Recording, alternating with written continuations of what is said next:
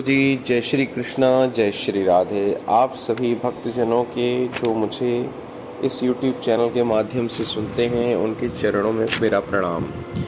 अब देखिए, महारास लीला की कथा का मैं अपनी बुद्धि अनुसार आपके सामने वर्णन करूंगा। भगवान के उस दिव्य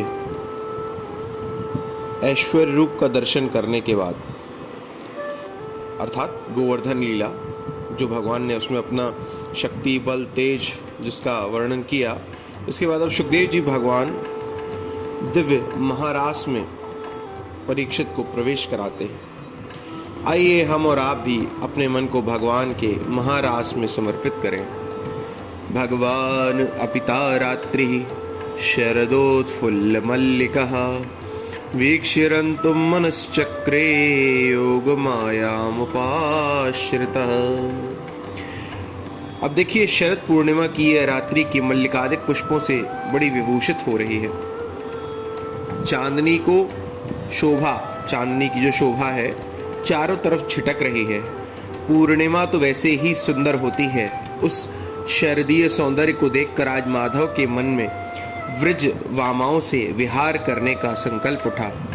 वैसे तो भगवती श्रुति ने परमात्मा को बिना मन का कहा है, और जब तक मन नहीं तब तक संकल्प विकल्प नहीं।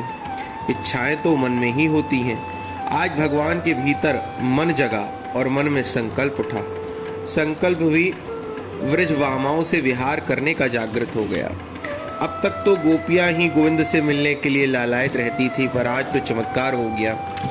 गोपियां अपने अपने घर का काम कर रही हैं और गोविंद के मन में उनसे मिलने की उत्कंठा जाग रही है। ये गोपियों के प्रेम की सफलता है। अपनी योग माया कृपा शक्ति किशोरी श्री राधा रानी का स्मरण करके भगवान ने आज बड़ी प्यारी वंशी बजाई।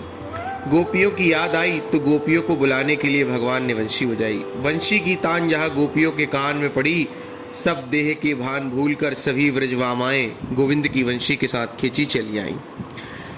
भागवत कहती है, निशम्य गीतम तदरंग वर्धनम व्रजस्त्रियः कृष्ण गृहीत मानसः आजन्मुरन्यो अन्यम लक्षितोद्यमः सयत्र कांतो जवलोल कुंडला। उस मधुर गीत को जब गोपियों ने सुना तो वंशी तो बजी 2 बार है, पर दोनों का परिणाम भिन्न भिन्न है। पहले जब वंशी बजी तो उस समय सुखदेव जी ने संकेत किया, इति वेणु रवम राजन सर्वभूत मनोहरम। प्राणी मात्र भगवान के उस वेणु रव से मोहित हो गए। पत्थर भी पिघल गए, यमुना की धारा स्तब्ध हो गई, सारा त्रिभुवन मोहित हो गया। पर आज ऐसा नहीं हुआ। रास विहारी ने जब महारास करने के लिए वंशी बजाई तो जगऊ कलम वाम दृशाम मनोहरम। इसी वंशी को केवल व्रज की गोपियों ने सुना, और व्रज गोपियों में भी जिनका चीर हरण भगवान कर चुके हैं और जिन्हें महारास में आने का वचन दे चुके हैं, उन्हीं गोपियों ने वंशी सुनी है। तो भैया परीक्षित प्रश्न करते हैं कि ये चीर हरण क्या है। सुखदेव जी कहते हैं, परमात्मा के दिव्य रस के रस स्वादन का अधिकार है चीर हरण। चीर हरण हुए बिना महारास में गति नहीं। जब तक जीवात्मा और परमात्मा के बीच में ये जो सूक्ष्म आवरण माया है, जब तक ये हरि ना चुराएंगे तब तक जीव उस दिव्य रस का अधिकारी नहीं बनता। अरे घूंघट के पट खोल तो ये पिया मिलेंगे। प्रिया प्रीतम के बीच में ये घूंघट का जो माया रूप पट पड़ा है, इसी का हरण करते हैं हरि, क्योंकि घूंघट का पट भी तो प्रीतम ही उघाड़ते हैं। सोई जान ही जेहु देह जनाई, जानत तुम्हें हो जाई। वे जिसे अपना रस देना चाहते हैं उसी की आंखों से ये माया का घूंघट हटाते हैं। और ब्रह्म वेद ब्रह्मैव भवति मुंडकोपनिषद, जहां उस ब्रह्म का अपरोक्ष साक्षात्कार हुआ, उस दिव्य रस का एक बार रसस्वादन किया कि वह महारास का परम पात्र बन गया। नूतन जल धर रुचये गोपवधूटी दुकूल चोराय, तस्मै कृष्णाय नमः संसार मही रूहस्य वीजाय। न्यायिक मंगलाचरण करके इस चीर हरण का ध्यान कर रहे हैं। गोवधूटियों के दुकूल की चोरी करने वाले श्री कृष्ण को हमारा नमस्कार है। हमारे भागवत भूषण स्वामी श्री दीन दयालु पांडे जी महाराज, दादाजी गुरुजी के गुरुजी धर्म सम्राट स्वामी श्री कृपात्री जी महाराज, इस गोपी भाव का बड़ा सुंदर अर्थ करते हैं।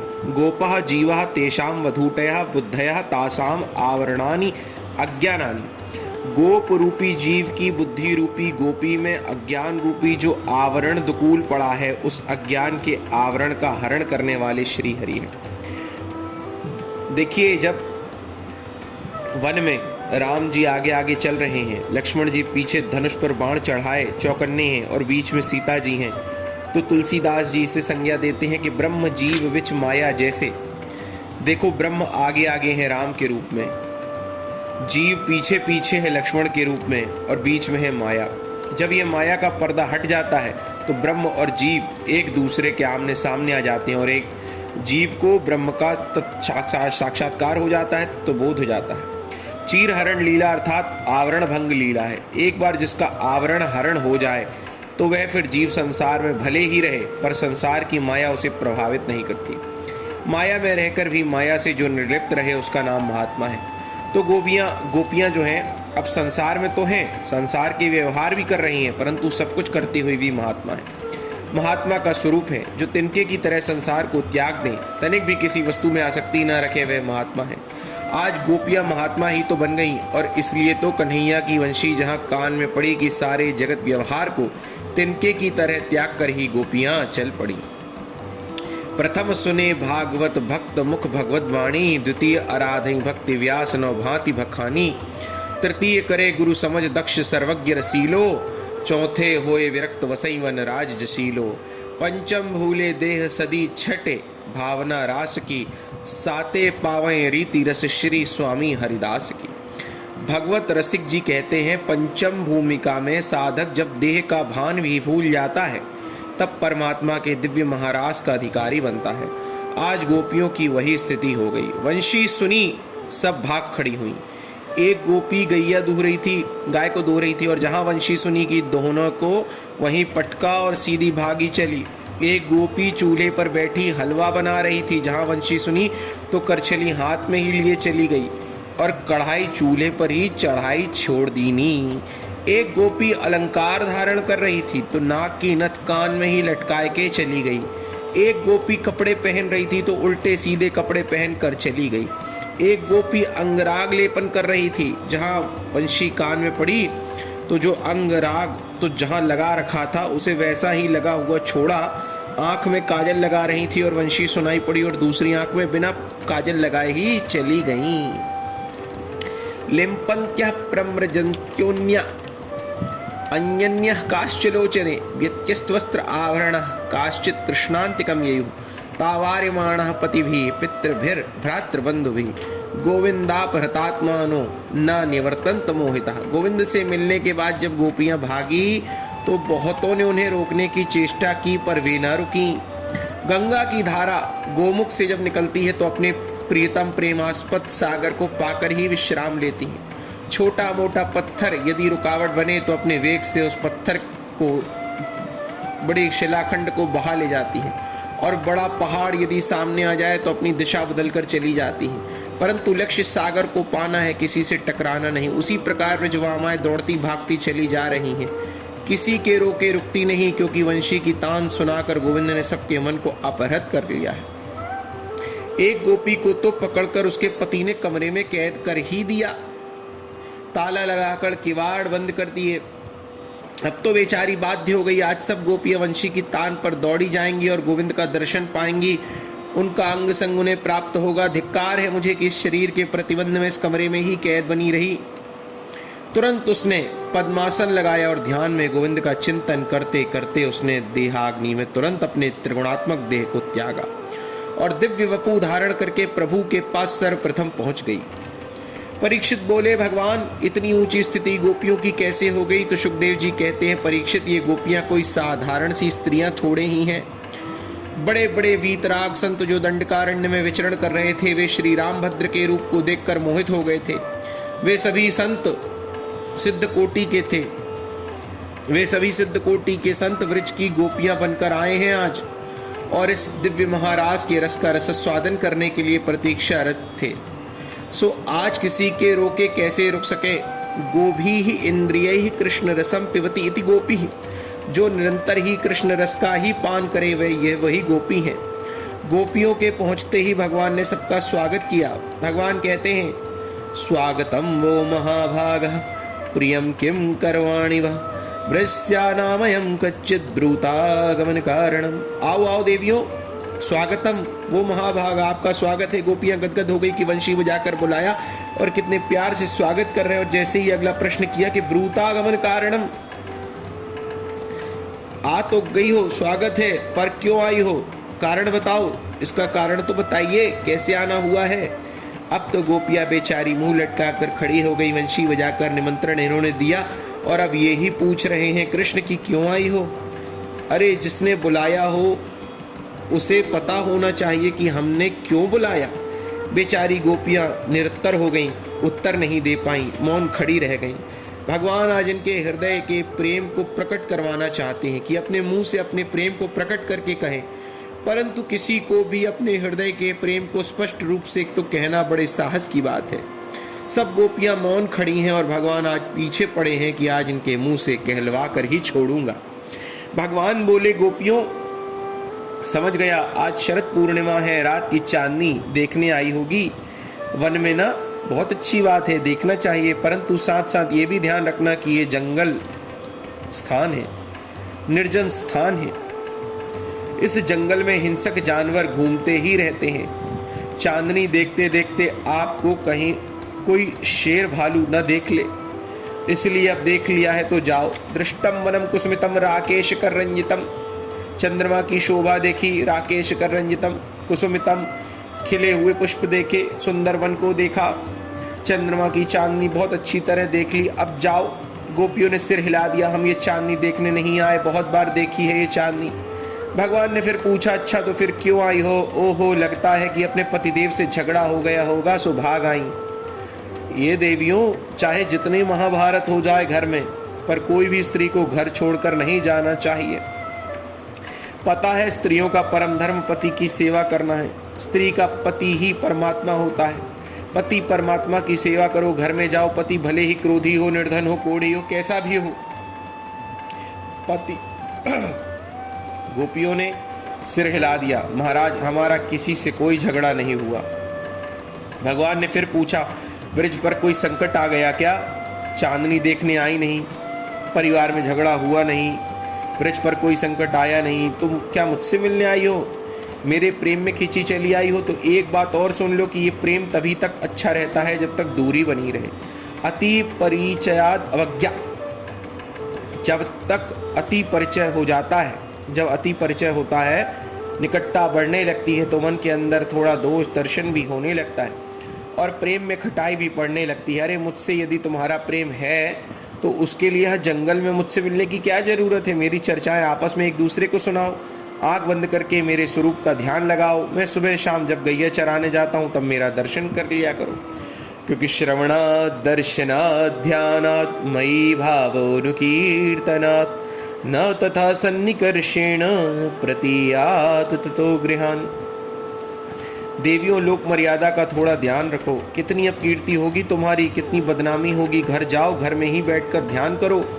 लोक लाज का कुछ तो ध्यान रखो। जब भगवान ने कह दिया कि जाओ, तब गोपियों के सारे मनोरथ भंग हो गए। चिंता के मारे नीचे सिर झुकाए, पैर के अंगूठे से धरती को कुरेदने लगी। अंत में आपस में कहती हैं, हम जब से आई हैं तब से ये हमें प्रवचन दे रहे हैं, इन्हें ठीक से जवाब नहीं मिला तो ये ऐसे ही खड़े खड़े उपदेश देते रहेंगे। सब गोपियों ने मिलकर मधुर गीत गाया जिसका नाम है प्रणय गीत। देखिए, भगवान ने 10 श्लोकों में गोपियों से प्रश्न किए तो गोपियों ने इस प्रणय गीत के माध्यम से 11 श्लोकों के द्वारा श्री कृष्ण को जवाब दिया और भगवान को निरुत्तर कर दिया। अद्भुत प्रेम गोपियों ने अपने इस गीत में प्रकट किया है, इसलिए इसका नाम प्रणय गीत है।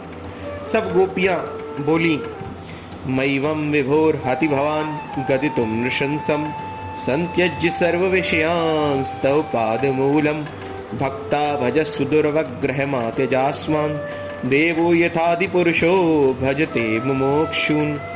हे विभो, हे प्रभो, हमारा इस प्रकार से तो परित्याग ना करो। हम कैसी कैसी आशाएं लिए आपकी वंशी की तान को सुनकर दीवानी दौड़ी चली आई और आप हो कि जो आते ही हमें तमाम प्रकार का उपदेश देने लग गए।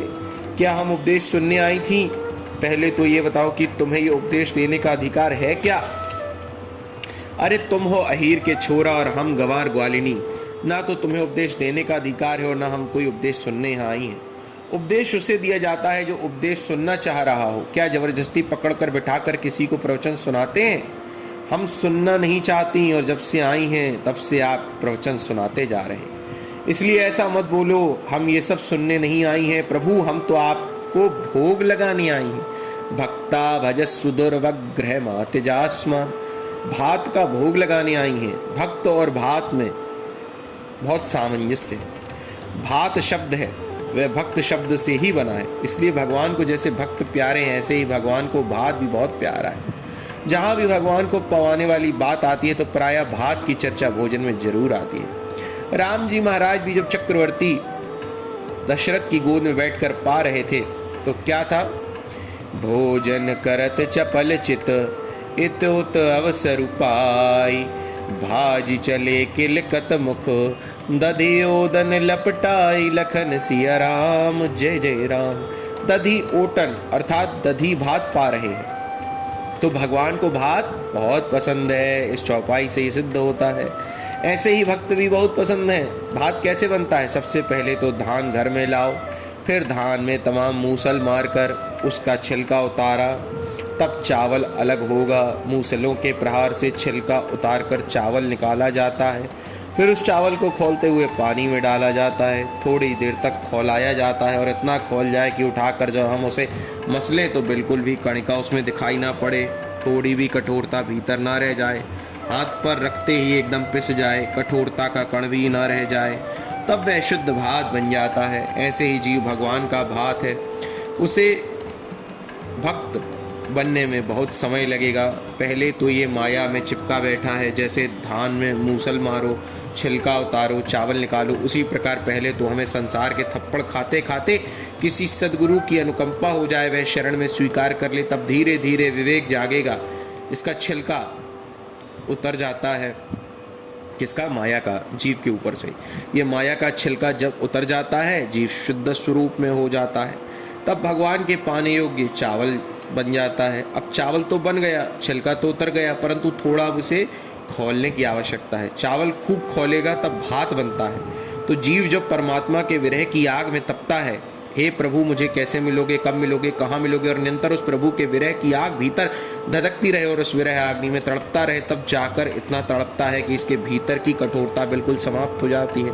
जब तक थोड़ा भी कण है तब तक पाने में स्वाद नहीं आएगा। चावल की कठोरता समाप्त हो जाए तब वह भात कहलाता है। उसी प्रकार हमारे भीतर की सारी कठोरता अर्थात हमारा सारा अभिमान गल जाए, तनिक भी अहंकार हमारे भीतर न रह जाए, कर्तृत्वाभिमान, देहाभिमान, ज्ञानाभिमान, विद्याभिमान आदि सारे अभिमानों को गलाकर जब हम अपनी सत्ता को ही समाप्त करके सर्वथा परमात्मा को समर्पित हो जाते हैं, उसकी विरह अग्नि में अपने सारे अस्तित्व को गला देते हैं, तब भगवान प्रसन्न हो जाते हैं। अब मेरा भात बन गया, अब मेरा भोग्य बन गया। भगवती वेद कहते हैं, श्रुति कहती है अहम अन्नम, प्रभु हम अन्न हैं और आप इस अन्न के भोक्ता हैं। तो गोपियां भी कह रही हैं प्रभु हम आपकी भात हैं, ये गला हुआ सिद्ध भात है, पका हुआ भात है। हमने सारे अहंकार को गला दिया है हे कृष्ण, अपनी लोक लाज को भी गला दिया है, अपने घर परिवार की सारी आसक्तियों को गला दिया है, अपना अस्तित्व ही गला दिया और ऐसा विशुद्ध भात बन गई, और वह भी रूखा भात नहीं है, आपके प्यार की मिश्री भी इसमें मिला रखी है हे गोविंद। आपके दिव्य प्रेम की मिश्री से मिला हुआ ये मीठा भात है, रूखा भात नहीं है। इसलिए अपने सारे आग्रह त्यागो और परोसे हुए इस भात का भोग लगाओ। गोपियां कहती हैं हे कृष्ण हम सब छोड़ आई हैं, हमें स्वीकार करो। इस प्रणय गीत में बड़े सुंदर सुंदर भाव दिए हैं गोपियों ने। भगवान बोले भूख लगी हो तब तो पाए। गोपियों ने कहा सरकार भूख न लगी होती तो आपने थाली मंगवाई भी न होती। पहले कोई आदेश दे के भाई भूख लगी है जल्दी से थाली लाओ भोजन करेंगे, और परोस कर जब थाली सामने आ जाए तब कहो कि भूख नहीं है, ये तो दुराग्रह है, ये तो गलत है। यदि आपको पाना नहीं था तो आपने फिर वंशी बजाकर हमें बुलाया क्यों? ठीक है, हम जब से आई हैं तब से आपके मुंह से एक ही बात सुन रही हैं कि चली जाओ, लौट जाओ, चली जाओ, भाग जाओ, यहाँ से वापस जाओ। तो इसका मतलब आपको भात पसंद नहीं आया। तो ठीक है, पर वंशी बजाकर जो हमारा चित्त आपने चुरा लिया उसे लौटाओ। हम तब लौटेंगे जब हमारा मन लौटेगा। कृष्ण ग्रहीत मानसः, कृष्ण ने गोपियों के मन को आकर्षित कर लिया। हमारा, गोपियां कहती हैं, हमारा मन तो आपने ग्रहण कर लिया है, और इतना तो आप जानते ही हैं सरकार, कोई भी इंद्रियां बिना मन के काम नहीं करती। कान कथा कब सुनेंगे? जब मन सार्थक लगेगा, मन कहेगा कि कथा सुनो, तब कान कथा सुनेंगे। पैर घर को कब चलेंगे? जब मन कहेगा कि चलो घर चले। तो जब आपने मन ही चुरा लिया तो अब पैर घर की तरफ कैसे लौटे? क्योंकि चित्तम सुखेन भवतापहृतम ग्रहेषु यन्निर्विशत्युत्करावपि ग्रह्य कृत्ये पादौ पदम न चलतस्तव मा पादमूलात् यामः कथम ब्रजमथो करवाम किं वा। हे श्री कृष्ण, आपने वंशी बजाकर हमारा चित्त तो बड़े आराम से चुरा लिया, सो अब हमारे पैर घर की तरफ चल ही नहीं रहे, कैसे जाएं? भगवान बोले, तुम्हारे पैर काम नहीं कर रहे हैं क्या? तो योग बल से मैं तुम्हें घर में पहुंचा देता हूं, फिर तो चली जाओगी। गोपियां बोली, वाह, तन को घर पहुंचा दोगे पर मन अपने पास रखोगे। क्या तर्क दे रही हैं, देखिए गोपियों, मेरे भाइयों, क्या गोपियों ने तर्क दिया, सुनिए। तो घर जाकर करेंगी क्या? अरे घर के काम तब होंगे जब मन हमारा साथ में होगा। भगवान बोले, अच्छा तो तुम चाहती क्या हो? गोपियों ने अपने मन के भाव आज कह दिए, जो भगवान गोपियों के मुख से कहलवाना चाहते थे कह दिए। सिंचांग नस्त्वधरा अमृतपूरकेण हासावलोक कल गीत जहरच्छयाग्निम नोचेद वयम विरजाग्न्युपयुक्त देहा ध्यानेन याम पदयो पदवीम सखेते। हे श्री कृष्ण, हे सखे, आप अपने दिव्य अधरामृत से हमें कृतार्थ करो, अभिसिंचित करो। यह अधरामृत क्या है भैया? संत बहुत सुंदर अर्थ करते हैं। धरती इति धरा, धरा अमृतम धरामृतम, धरामृतम न भवती इति अधरामृतम। धरती का नाम है धरा, जो सबको धारण करती है, और धरा पर जो अमृत उपलब्ध होता है वह धरामृत, और जो अमृत इस धरा पर कहीं प्राप्त न हो वह अधरामृत, अर्थात प्रेमामृत, रसामृत। गोपियों ने उस रस की याचना गोविंद से की है जिसका श्रुतियों ने वर्णन किया है। रसो वैसा रसम वेवायम लब्ध्वानंदी भवती। भगवान रस स्वरूप है और उसी रस को गोपियां पाना चाहती हैं। वह परमात्मा रस स्वरूप है, उसके इस दिव्य लोक अभौतिक अप्राकृत रस का जिसने रस स्वादन कर लिया वह जीव आनंद स्वरूप हो जाता है। उसे सांसारिक सुख दुख के द्वंद्व सताते नहीं है, वह सदा एक रस स्थित हो जाता है। गोपियां उसी रस की याचना प्रभु से कर रही हैं और सावधान भी कर दिया कि यदि आपने हमारा मनोरथ पूरा नहीं किया, अर्थात वह रस हमें प्रदान नहीं किया, तो आपके प्रेम में हम अपने शरीर का परित्याग कर देंगे। तो जीते जी ना सही आपको याद करके मरेंगी, तब तो आपकी प्राप्ति होगी। प्रभु ने अच्छी तरह से परीक्षण करके देख लिया। गर्मियों में आप घड़ा खरीदने जाते हैं तो 10 रुपए का मटका 10 बार ठोक ठोक कर देखते हो कि पक्का है, कहीं फूटा ना हो, टूटा ना हो, छिद्र ना हो, टेढ़ा मेढ़ा ना हो। हर प्रकार से जब मन संतुष्ट हो जाता है तब 10 रुपए का मटका खरीदते हैं। तो जिन व्रजवामाओं को अपने अलौकिक दिव्य प्रेम का रस प्रदान करना चाहते हैं प्रभु, उन व्रजवामाओं का भी तो जरा निरीक्षण परीक्षण करके देखेंगे। तो भगवान उनका परीक्षण कर रहे हैं, उनके धैर्य की परीक्षा ले रहे हैं। प्राइमरी के छात्र की परीक्षा में कोई फर्क नहीं पड़ता, पास कर देंगे, पर ज्यों ज्यों ऊंची पदवी होती जाएगी ना भैया, परीक्षा उतनी ही कड़ी होती जाती है। तो भगवान के निकटतम पहुंचकर व्रजवामाओं को उस दिव्य रस की प्राप्ति होने जा रही है। तो भगवान भी आज परीक्षण कर रहे हैं कि संसार का कोई प्राकृत रस तो इनके अंदर नहीं है, संसार की किसी वस्तु की आसक्ति तो इनमें नहीं है। भगवान ही उनका परीक्षण कर रहे हैं। पर गोपियों ने जब सब प्रकार से अपनी परीक्षा दी और कहा, महाराज आपके लिए हम सब कुछ त्याग कर आ गई हैं, कोई प्रलोभन अब हमें आपसे अलग नहीं कर सकता, आप स्वयं भी हमें अपने से अलग नहीं कर सकते। तब भगवान प्रसन्न हो गए, परीक्षा में पास हो गई गोपियां। और आत्मा रामोप्यरीरमत, अब वह आत्मा राम प्रभु व्रजवामाओं के साथ विहार करने लगे। जैसे ही गोपियों के साथ भगवान ने उनका मनोरथ पूर्ण करने के लिए ताता थैया करके थिरकना प्रारंभ किया, गोपियों के आनंद का पारावार नहीं रहा। नाचते हुए उस नटनागर को देखकर गोपियों को भ्रम हो गया कि देखो कैसे नाच रहे हैं हमारे इशारों पर। वह त्रिभुवन पति को हमने अपने वश में कर रखा है। बाहु प्रसार परिरंभ कराल कोरु नीविस्तनालभन नर्मन खग्रपातैः श्वेल्यावलोक हस्तैर्व्रज सुंदरीणाम उत्तम भयन रतिपतिम रमयांचकार। ताता थैया करके थिरक उठे कन्हैया, परंतु जैसे ही कामदेव ने देखा, कामदेव को सबसे बड़ा अभिमान था।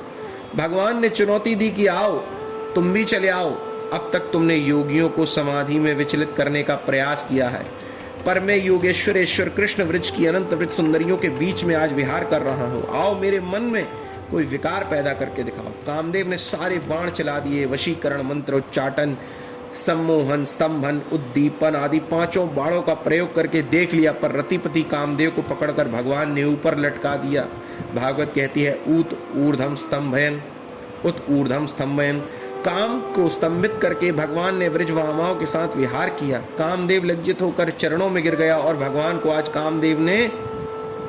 भगवान श्री कृष्ण को आज कामदेव ने क्या कहा कि प्रभु आप अच्युत हैं। अच्युत नाम दे दिया।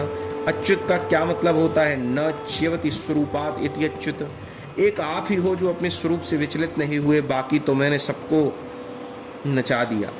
आपके अतिरिक्त कोई नहीं बचा प्रभु। काम का अभिमान गल गया। काम को आज अपनी औकात समझ में आ गई।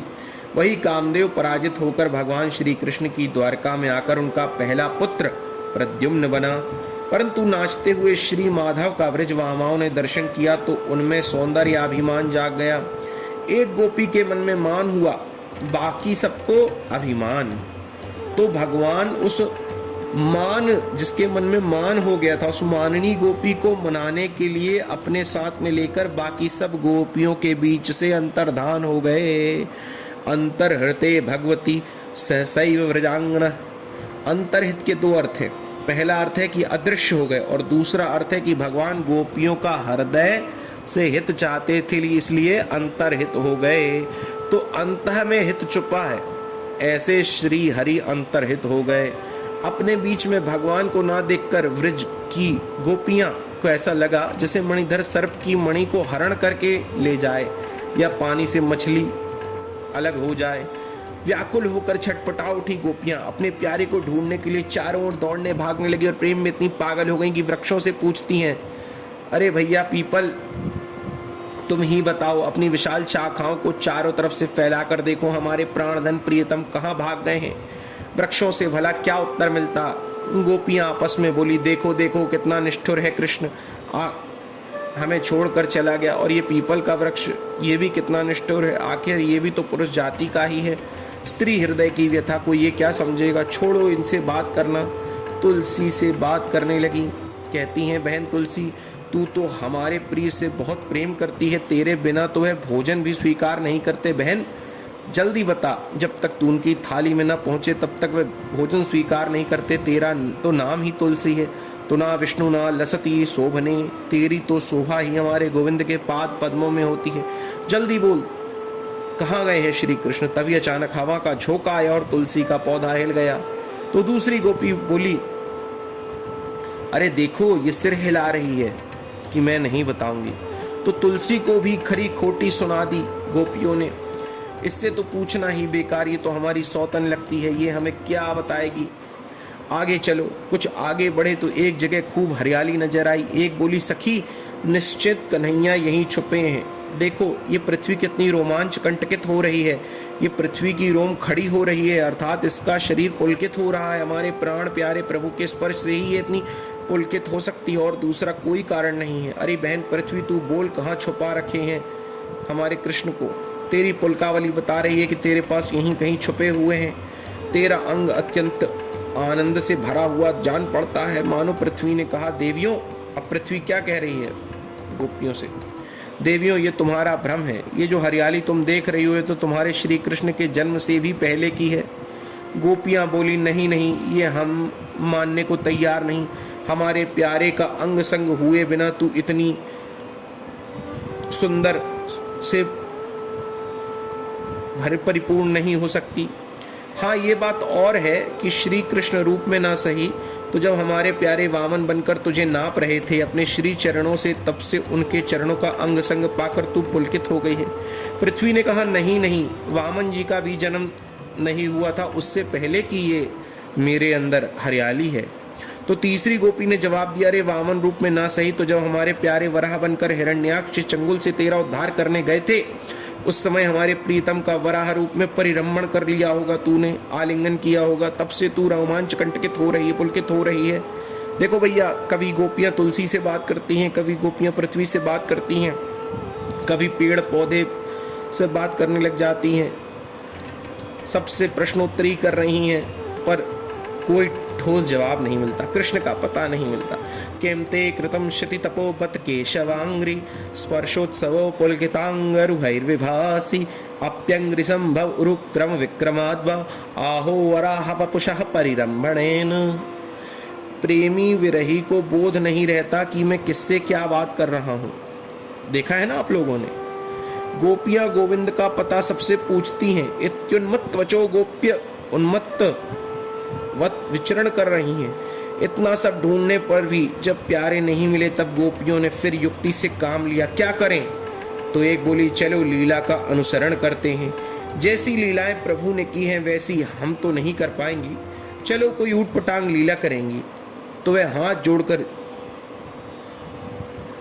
भगवान का ध्यान करती हैं और सोचती हैं कि जिन हाथों को हम श्री कृष्ण के लिए जोड़ रहे हैं उन्हीं हाथों को पकड़कर जरूर कहेंगे ऐसे नहीं ऐसे करो। इसलिए ऊटपटांग लीलाएं करती हैं और सोचती हैं कि बस हमारे एक बार हाथ में आ जाएं। तब तक एक गोपी यशोदा मैया बन गई और एक गोपी कृष्ण कन्हैया बन गए और कृष्ण लीला चालू हो गई। एक गोपी पूतना बन गई और गोपी ने पूतना बनी गोपी को मारने का अभिनय किया। अब देखो, एक गोपी पूतना बनी है और एक गोपी कृष्ण बनी है और एक कृष्ण बनी गोपी पूतना बनी गोपी को मारने का प्रयास कर रही है। बाकी सभी गोपियां सब तालियां बजाने लगी, पूतना मर गई, पूतना मर गई, पर माधव नहीं आए। एक गोपी अपनी चुनरी को आकाश में उड़ाकर कहती है, हे व्रजवासियों मत घबराओ, मैंने गोवर्धन उठा लिया है। कृष्ण के प्रेम में इतनी उन्मत्त हैं, भगवान की लीला का ध्यान करते हुए अपनी चुनरी को ही ऊपर फेंक देती हैं और जब वो चुनरी फैल जाती है तो ऐसा लगता है जैसे चौड़ा सा गोवर्धन पर्वत हो। और हाथ में लेकर के क्या कहती हैं, हे गोपियों, हे व्रजवासियों मत घबराओ, मैंने गोवर्धन उठा लिया है। कृष्ण बन रही हैं, कृष्ण की लीला कर रही हैं, उसमें तन्मय हो गई हैं। ये इंद्र तुम्हारा कुछ नहीं बिगाड़ेगा, गोपी कहती है। मावैष्ट पात वर्षाभ्याम तत्राणम भीतम मया। पर माधव कृष्ण फिर भी नहीं आए। सारी लीलाओं का अनुसरण कर लिया। एक गोपी तो कृष्ण बनकर इतनी तन्मय हो गई कि कहती है, कृष्णो हम पश्यत गतिम, देखो देखो मेरी चाल देखो। पश्यत यानी देखो, मेरी चाल को देखो, मैं ही कृष्णो हम। कैसे ब्रह्म चिंतन करते करते बड़े सिद्ध संत सोहम की सत्ता में स्थित हो जाते हैं। आज गोपियों की भी कृष्णाद्वैत प्राप्त हो गया।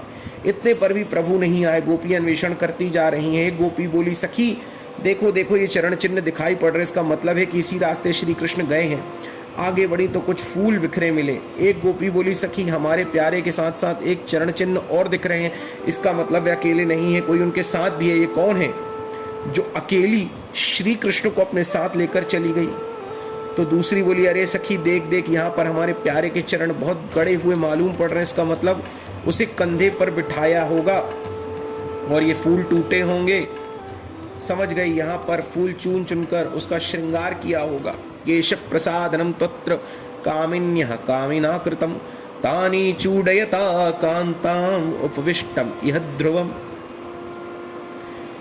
अब तो स्पृहा होने लगी उस गोपी के मन में कि वह कौन है जो उनके साथ गई है। हम हजारों लाखों गोपियों में एक गोपी को लेके गए हैं, वो कौन भाग्यशालिनी है जो उनके साथ है।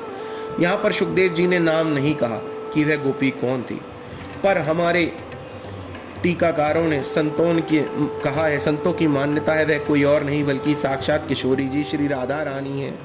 सुखदेव जी उनका नाम नहीं लेते, संतों ने इसका कारण बताया है। संत कहते हैं कि भाई सुखदेव जी की इष्ट देवी रासेश्वरी राधा रानी है।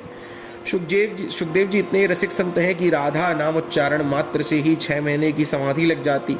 और परीक्षित को कथा सुनाते हुए सुखदेव जी सावधान है कि कहीं ऐसा ना हो कि राधे कहते ही हम तो 6 महीने की समाधि में चले जाएं और बेचारे 7 दिन के मेहमान परीक्षित लटके रह जाएं।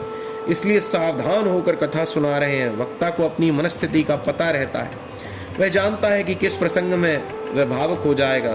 तो जब उसे लगता है कि इस प्रसंग में बहुत ज्यादा भावुकता है तो फिर वह उस प्रसंग को थोड़ा दाएं बाएं करके निकल जाता है, उसकी बहुत गहराई में नहीं जाता, क्योंकि वक्ता यदि डूब गया तो श्रोता फिर बैठे रह जाएंगे और कथा कैसे कह पाएंगे। वक्ता कथा कैसे कह पाएगा और श्रोता बैठे रह जाएंगे।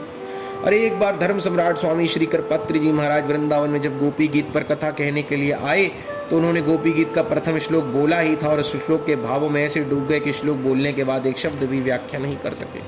ऐसा प्रेम उनके हृदय में उमड़ा कि एक श्लोक कहकर ही कथा को विश्राम कर दिया और उस दिन कथा ही नहीं कह सके।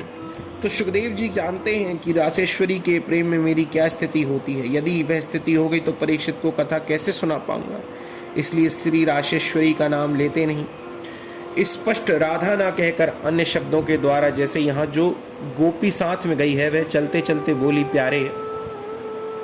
तो देखिए राधा नहीं कहते हैं, राधा ना कहकर अन्य शब्दों के द्वारा यहाँ जो गोपी साथ में गई है वह चलते चलते बोली प्यारे, मैं अब चलते चलते बहुत थक गई हूँ, अब आगे नहीं चला जाता। ये किसकी बात है? राधा रानी की। अब तो आप कुछ करो, मुझसे चला नहीं जाता। भगवान बोले स्कंद आरूयताम, मेरे कंधे पर बैठ जाओ। आरूयताम, आरूढ़ हो जाओ, बैठ जाओ कंधे पर। और जैसे ही किशोरी जी ने कंधे पर बैठने के लिए कदम उठाया कि भगवान वहां से अंतर्धान हो गए। तो सुखदेव जी यहाँ पर कहते हैं सा वधू अन्वतप्यत, वह वधू भी एकदम संतप्त होकर विरह में मूर्छित होकर गिर पड़ी। अब वधू कहकर यहाँ संकेत दिया, अन्य शब्दों से वर्णन कर रहे हैं पर राधा नाम नहीं ले रहे हैं। जो वस्तु जितनी कीमती होती है उसे उतना ही संभाल करके रखा जाता है। इसीलिए इस भागवत में राधा रानी के नाम को एक हीरे की तरह, मणिमाणिक्य, दुर्लभ मणिमाणिक्य की तरह संतों ने छुपा के रखा हुआ है। एक गोपी कहा है, राधा रानी का नाम नहीं लिया। और इस प्रकार से भगवान श्री कृष्ण ने हजारों लाखों गोपियों के साथ रास किया। और यहां पर काम लीला नहीं, काम को दबाने की लीला की है। भगवान श्री कृष्ण ने चीर हरण करके, जब भगवान श्री कृष्ण ने सुबह सुबह ब्रह्म मुहूर्त से पहले गोपियों का, जब गोपियां स्नान कर रही थीं तो कदम्ब के वृक्ष पे चढ़ करके भगवान ने जो उनको उपदेश दिया और उनका जो वस्त्र हरण किया, तो गोपियों ने कहा कि श्री कृष्ण हमारे वस्त्र लौटा दो। तो भगवान श्री कृष्ण ने कहा कि ये जल देवता वरुण देवता का अपमान है, बिना वस्त्र के जल में स्नान करने नहीं जाना चाहिए, इससे वरुण देवता का अपमान होता है। तो गोपियों ने कहा, यहाँ उत्तर दिया कि कृष्ण जब यहाँ कोई नहीं था तब ही हम अपने वस्त्र किनारे रख करके स्नान करने आई थी। पर भगवान श्री कृष्ण ने यहाँ गोपियों को समझाया कि हे गोपियों, अभी मैं तुम्हें तुम्हारी नज़रों के सामने दिख रहा हूँ तो मैं हूँ, लेकिन जब मैं यहाँ नहीं रहूँगा, यहाँ से चला जाऊँगा, तब भी मैं रहूँगा। और जब मैं यहाँ नहीं था और तुमको ये लग रहा था कि कृष्ण या कोई भी यहाँ नहीं है, तब भी मैं था। कहने का अभिप्राय, भगवान श्री कृष्ण गोपियों को ये बोध करा रहे हैं कि मैं त्रिकालाबाधित सत्य हूँ, मैं पहले भी था, अभी भी हूँ और बाद में भी रहूँगा। ये जो जीव है ना, ये आता जाता है, पर परमात्मा सदा एक रस इस संसार के कण कण में, क्षण क्षण में और अणु अणु में स्थित है। चीर हरण करके भगवान ने जो बताया कि हे गोपियों, मैं हर वक्त हूँ, और लोक लाज समाज की व्यवस्था को गोपियों का माध्यम बना करके हम सबको समझाया।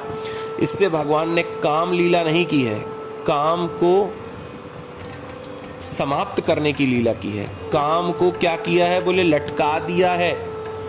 काम सभी जगह पर जीत जाता था, विजय प्राप्त कर लेता था। नारद जैसों के चित्त को हिला दिया काम ने, तो उसे अहंकार हो गया था। जीव को, कलयुगी जीव को, इस पृथ्वी में पैदा होने वाले हर जीव को शिक्षा देने के लिए और गोपियों को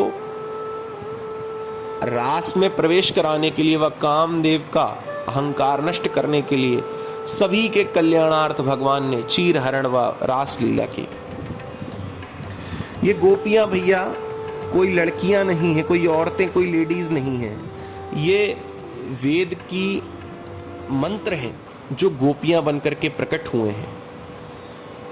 जिन जिन दैत्यों को भगवान ने वामन, वराह,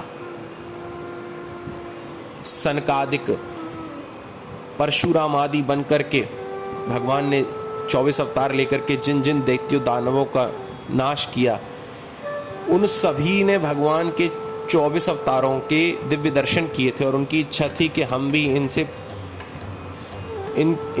प्रेम कर सकें, इनके दर्शन कर सकें।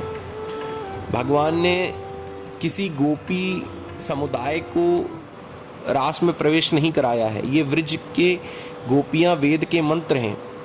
ये सिद्ध संत हैं जिन्होंने हजारों वर्ष वायु पी करके तपस्या करके परमात्मा की कृपा से उस रास में प्रवेश किया। आज भी बंगाल आप जाएंगे तो वहां आपको पता चलेगा एक सखी संप्रदाय है। तो वहां पर सखी संप्रदाय है तो उसमें केवल स्त्रियां ही नहीं, पुरुष भी सखी का श्रृंगार करके भगवान का भजन करते हैं। आज भी आप वृंदावन में जाएंगे तो आपको वहां कई ऐसे बाबा संत मिलेंगे जो अपने पैरों में वो रुंझुन महिलाएं जो पहनती हैं पायल, उसको पहनते हैं, नाक में नथनी पहनते हैं। भगवान को रिझाने के लिए, भगवान को मनाने के लिए वे सखी का रूप बनाते हैं। और पाते क्या हैं? बोले शीत प्रसादी, मधुकरी, सूखी रोटी खाते हैं और यमुना जी का पानी पीते हैं। यही सिद्ध संत भगवान के उस रास में प्रवेश कर सकते हैं। साधारण जीव की क्षमता या औकात नहीं है जो इसे समझ सके। और कलयुग में तो इतनी मति भ्रष्ट हो चुकी है हर जीव की कि वह इस परम सत्ता को समझ ही नहीं सकता। श्री कृष्ण कोई योगी नहीं, योगेश्वरेश्वर है। कृष्ण ईश्वर कृष्ण ईश्वर के भी ईश्वर है। इसीलिए परमात्मा की इस दिव्य कथा को मैंने अपनी वाणी के अनुसार आपके सभी लोगों के सामने प्रस्तुत किया। जय जय श्री कृष्ण, जय जय श्री राधे।